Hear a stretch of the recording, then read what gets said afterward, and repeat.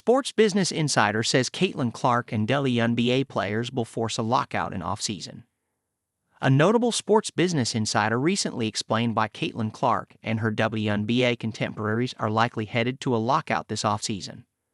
The 2024 season for the WNBA was its best by far when it comes to the financials of the game. The league has made some good progress over the last decade. However, this year's draft class led by former Iowa Hawkeye star Caitlin Clark was a revelation for the league. The popularity of Clark during her final 2 seasons in college was a boon for the amateur ranks, and she carried that momentum to the pro level as the WNBA garnered record-setting ticket and merchandise sales, as well as the best television ratings in league history. It only helped that the rookie had a strong first season and led the Indiana Fever to the postseason.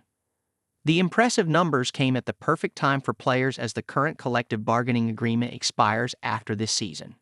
Over the last few months, various reports have suggested that the league will make the concessions necessary to avoid a prolonged negotiation process.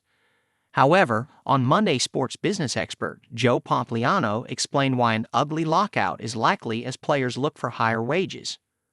"I feel like we are quickly headed to a scenario where there's going to be a lockout in the WNBA," Pompliano began by saying.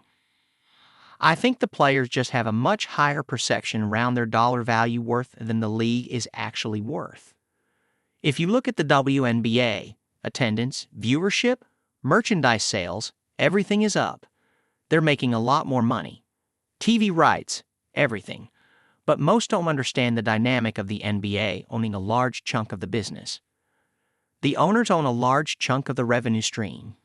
Aaliyah Boston said she wants commas in her paycheck. $1 million+ essentially, and that's not happening anytime soon in the WNBA," he said. "Ida Wilson makes $200,000 a year. We're going to get to a point where that sets in as reality. And I think the players are going to have a really hard time dealing with that because they're going on the road and seeing these sold-out arenas. The economics of the league just don't give that opportunity to them. It has to be frustrating to see the growth of the league but no big changes in athlete pay. The big question is, will Caitlin Clark and other WNBA players understand the finances of the situation or feel they need to stand their ground now for themselves and future players?"